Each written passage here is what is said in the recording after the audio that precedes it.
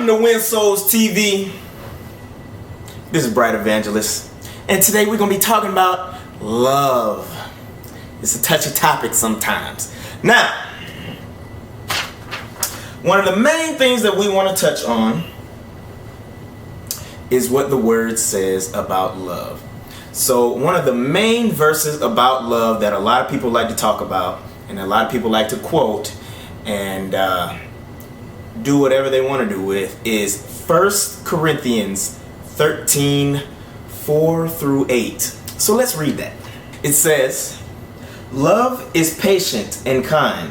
Love does not envy or boast. It is not arrogant or rude. It does not insist on its own way. It is not irritable or resentful. It does not rejoice at wrongdoing, but rejoices with the truth. Love bears all things and believes all things, hopes all things, endures all things. Love never ends." Okay. So what does that mean? So all of those specific things are characteristics of love. Like in order to portray love, I guess you are supposed to do those things. Right, as a Christian. That is absolutely false. That's absolutely false. Why? Because one, everything in this word is spiritually discerned. Everything in this word is spiritually discerned. So if you have not received Jesus Christ and God is love, then how can you ever perform any of these acts with the right state of heart? And how is it that people who are not saved can do these specific things? Are they exhibiting love? Are they? I would say no. Because if it is that God is love and love is not God, I'll touch on that in a second, then you must receive Jesus Christ as your Savior in order to move out of that love that he is describing here. And why is that? Well, God is love. So God is the true source of where love comes from. Not the other way around. Love is not God. Love is not God. That's like saying that a boat is a ship, which is completely inaccurate. A ship is a boat, but a boat is not a ship. A ship derives from a boat. So therefore, a ship comes from the source of a boat. It is a derivative.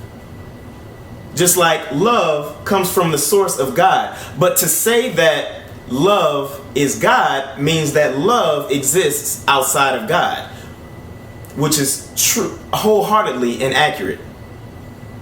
Love cannot exist outside of God. So the first thing that we have to realize is that these specific acts of our specific will come from the true source of God. And if you have not received him, then first of all, that verse doesn't mean anything. That verse doesn't mean anything to you if you have not received Jesus Christ. Because it is about the state of your heart that you are performing these specific acts of forgiveness, or love does not envy, and love doesn't do this, love doesn't do that, right? Because you can perform those without even having Jesus Christ, but you're not exhibiting love because you haven't received Jesus, right? So that's the first thing. That's the first thing. That these specific things, you can do them, and even as a believer, you can do them without the right state of heart. You can do them with an ulterior motive if you decided to. So the first thing that we have to realize is that God is the source of that, so being saved, and then outside of that, love is an act of our own will in submission to God.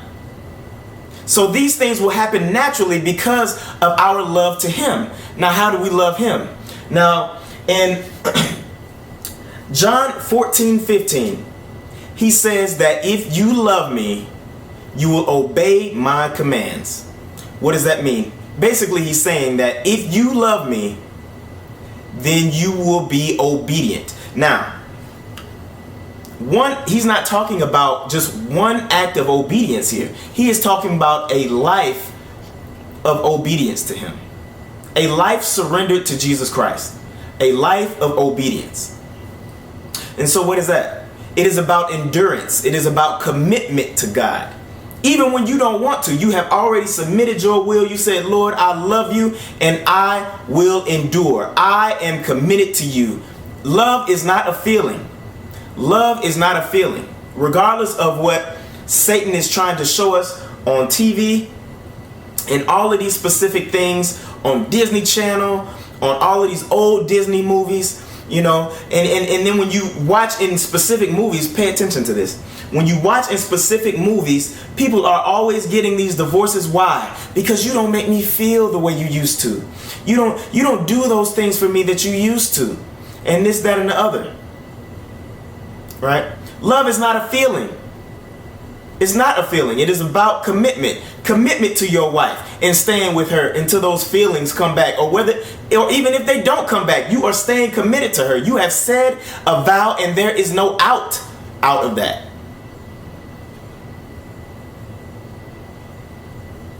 And so with that said, Satan is doing a very good job at trying to show us that love is based off of feelings. Why? Why is he trying to do that? Simply because he knows that if you can make your love based off of your feelings change all the time. They change all the time.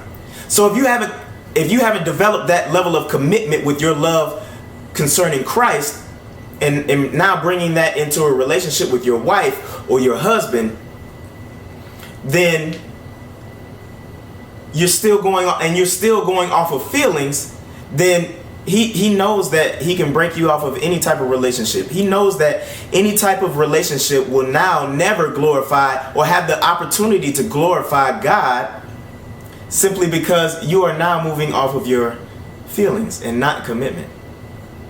Feelings change at the drop of a hat. And if you drop the ball every single time that a feeling changes, he knows that he can break your marriage. Every single time. Every single time. And that's pretty much all I have to say with you guys. So, stay committed, endure, and keep moving forward. The Lord loves marriage. He hates divorce. Marriage glorifies God. So hang in there. Stay strong and keep moving forward. We have to move forward. Be blessed.